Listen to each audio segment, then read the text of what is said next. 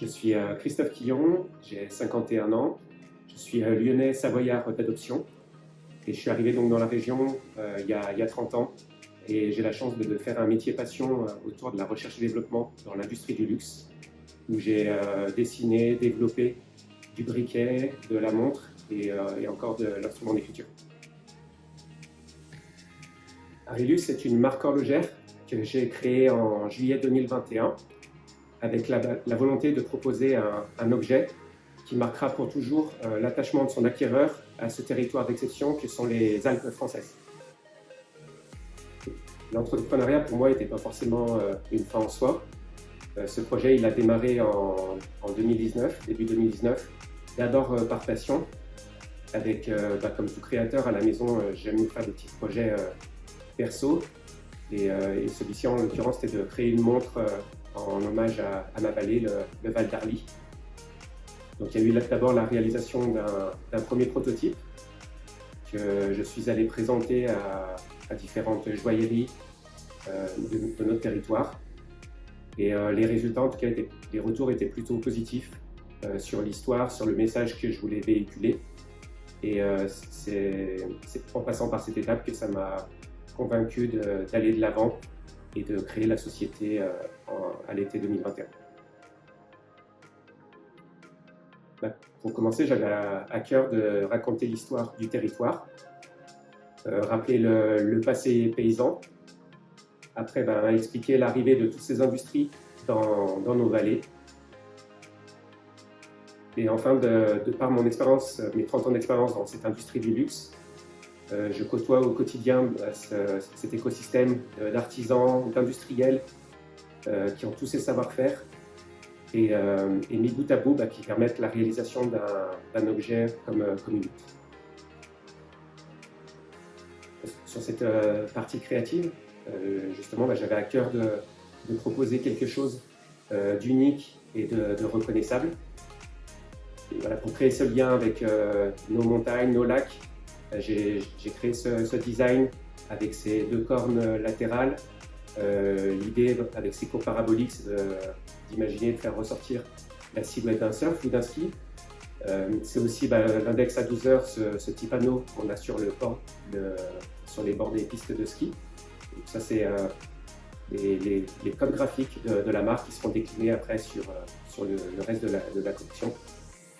Il y a aussi cette volonté de lier les nouvelles technologies, comme l'impression 3D en acier 316L, et tout le travail qui a été fait à la main sur ce même composant pour satiner, pour faire de l'anglage.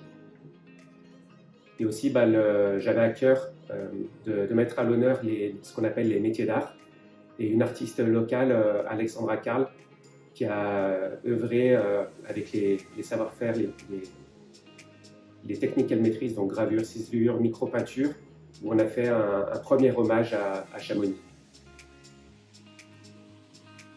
Justement, l'horlogerie fait partie de l'histoire du territoire, avec ce développement du décolletage, nos paysans qui avaient besoin d'une deuxième source de revenus, qui ont mis des machines dans leurs étables pour l'hiver produire des composants à destination de ces horlogers qui s'étaient installés du côté de Genève. C'est comme ça qu'est né le décolletage dans la vallée de l'Arve. Aujourd'hui, ces savoir-faire ils sont toujours présents et autour de l'usinage, de la découpe, de la gravure, même de la réalisation de bracelets de montre du côté d'Annecy. Donc tous ces savoir-faire sont encore présents sur le territoire et mis bout à bout peuvent permettre la réalisation d'un objet comme une montre sur la partie habillage.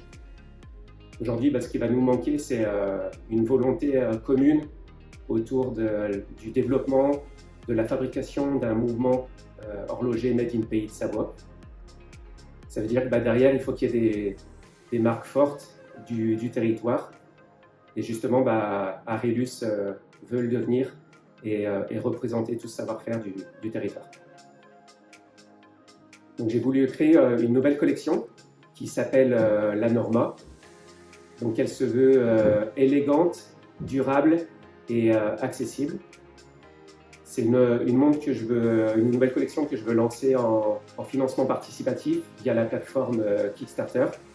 Une montre qui sera à moins de 500 € et même à 350 € dans le cadre du Kickstarter.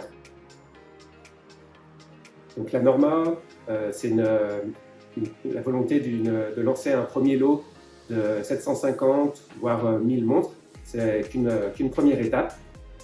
Et jusqu'à présent, j'ai travaillé un peu en mode artisanal pour ma première collection qui s'appelait Grand Arc, où là on parlait de 50 à 100 montres. Donc c'est pour des quantités beaucoup plus importantes. C'est pas la même infrastructure, la même logistique. Et donc j'ai besoin de l'aide justement des FIPS pour m'accompagner sur la mise en place de toute cette partie logistique, suivi de la qualité, de la fabrication et de la livraison de mes premiers clients. Aujourd'hui, les deux premiers partenaires des FIPS sont Lot Découpe, avec qui j'ai pu découper de l'ardoise de Morzine, un procédé qui était vraiment adapté à la découpe de ce genre de matériaux.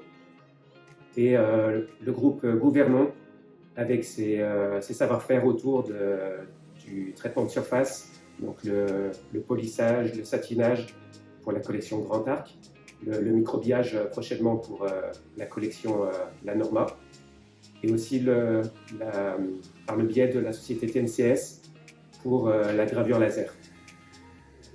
Alain Gouvernon, 58 ans, je suis marié, j'ai 3 enfants. Je suis gérant de différentes sociétés à travers le groupe Gouvernon. Je suis membre fondateur, je fais partie des membres fondateurs des FIPS. Et aujourd'hui, je suis le référent de la société Arilus dans le cadre de Sapin Emploi. Après des études comptables et financières, j'ai travaillé 4 ans en France et à l'étranger avant de reprendre l'entreprise familiale. Mon premier job dans l'entreprise familiale a été la fusion de 2 sociétés. Ensuite, tous les 3 ans ou 4 ans, j'avais un nouveau projet. Donc aujourd'hui, je suis gérant d'un groupe de 4 sociétés spécialisées chacune dans une activité connexe au décolletage. Alors, le groupe Gouvernement est composé de 4 sociétés, chacune spécialisée dans une activité bien spécifique. Donc, la société Gouvernement historique, qui est spécialisée en préparation de traitement de surface. La société Montblanc Polissage, comme son nom l'indique, fait du polissage manuel principalement.